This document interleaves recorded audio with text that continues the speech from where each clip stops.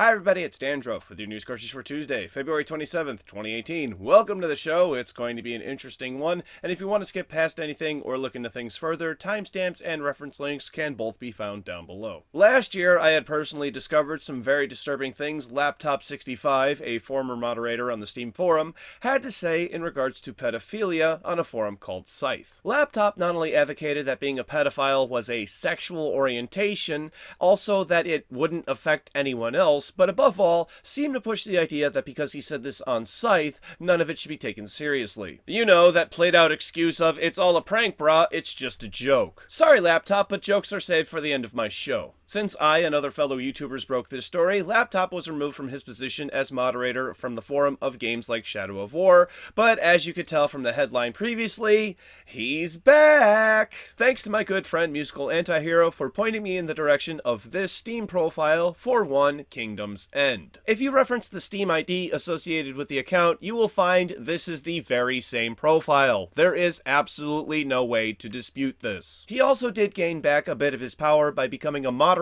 for the game Kingdom Come Deliverance, but thanks to Musical Antihero, he was removed from that position within 5 minutes of authorities being notified. This means he probably will be back to try to mod for another game and will assume another alias, possibly maybe even creating a whole new Steam account. But I really have to ask you, is it worth it? Do you really gain that much by volunteering your time to Steam on a forum you're clearly not welcome on? And I already know the arguments too, because you tried that same song and dance with Muziah earlier today about how Scythe is full of trolls not to be taken serious, but then I have to ask you a question.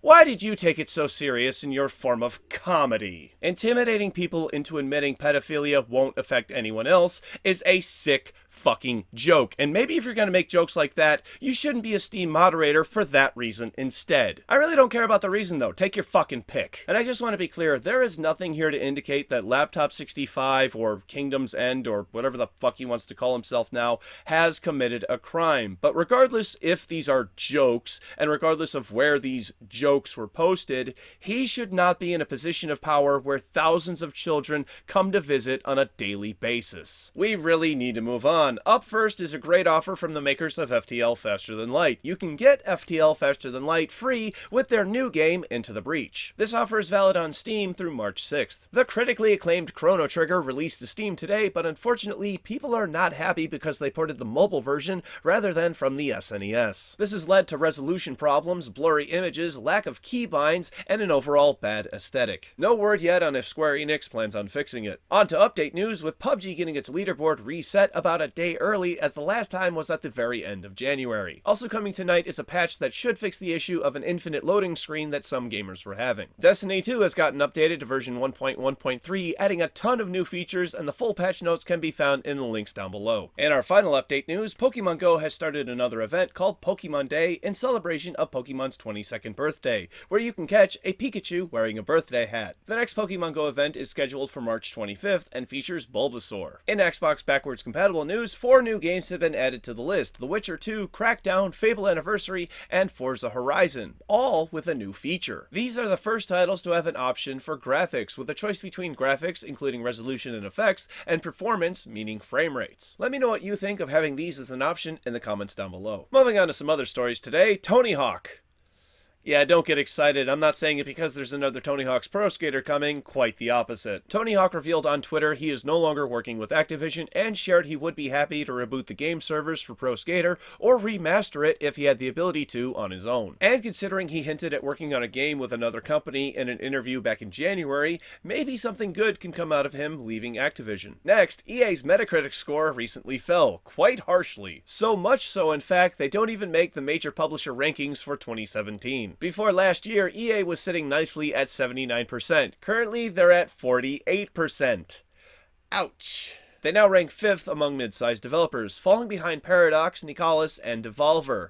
Oh, how the mighty have fallen. Quite literally. Then, were you wanting a demo for Yakuza 6? Well, you're in luck because Sega accidentally released the full game as the demo. Sega has removed the demo from the North American PlayStation Store, apologizing to players for their mistake. The proper demo was released in Europe and Australia. They're looking into fixing it and plan on re-releasing the proper demo, but have not yet set a date. Then, one of the developers behind the game Death Trash, Stefan Hoovelbrinks, sorry if I'm butchering that, has called out a game similar to theirs on Twitter. The similar game is named Fucktopia, with no C, and that's exactly the problem. Turns out, one of the cities in Death Trash is Fucktopia with a C. Oh, and the descriptions for both games are nearly word for word, but that's not as fun to say as Fucktopia. Free Minds, the developer behind Fucktopia without a C, has yet to comment on their plagiarism. Well, they have, kind of, to users in their Steam discussion, using a pre-made response that makes no reference to plagiarism, except to point out the description of Fucktopia is not the same. Well, then someone showed them a cached version of their page with the offending description, and they came back with another pre-made response referencing nothing. I'll be sure to update you more on this story if more details unfold. For our last story today, the ESRB has finally decided to do something about all of this loot box controversy. Following very far behind the footsteps of mobile play stores,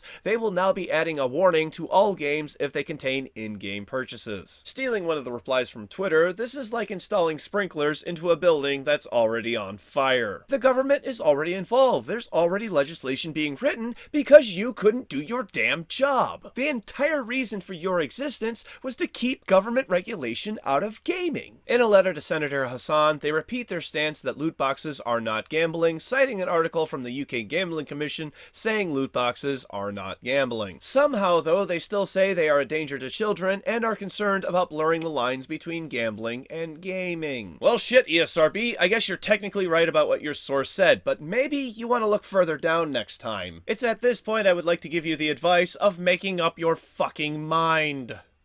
Let's all show a little love for tomorrow's game releases. For PC, Hide the Body, Dragons Never Cry, Puppies vs. Undead, Swarm Lake, Where the Water Tastes Like Wine, Stormworks, Build and Rescue, Panzer Strategy, Riftstar Raiders, Neon Valley, Revenge, Boxcat, The Majesty of Colors Remastered, and Deep Rock Galactic. For PlayStation 4, Perfect Angle. For Xbox One, Riftstar Raiders, Deep Rock Galactic, Bridge Constructor Portal, Darkest Dungeon, and Switch, or Die Trying. For Nintendo Switch, Bridge Constructor Portal, and Air Hockey. Thank you very much, everybody. This has been News Cartridge. I am Dandruff. I will see you tomorrow. And I'm thinking about digging a hole to find some water. It's going well. Get your Pokemons ready. I'm not going to forget this week. Click up here to watch the bonus episode for today's show. It's Pokemon Tuesday. Click down here to watch yesterday's episode, which was about Gamer Network, the company that owns Eurogamer and Rock Paper Shotgun, being bought by ReedPop. And click over here to subscribe to my wonderful, wonderful channel. Thank you. See you tomorrow. Bye-bye.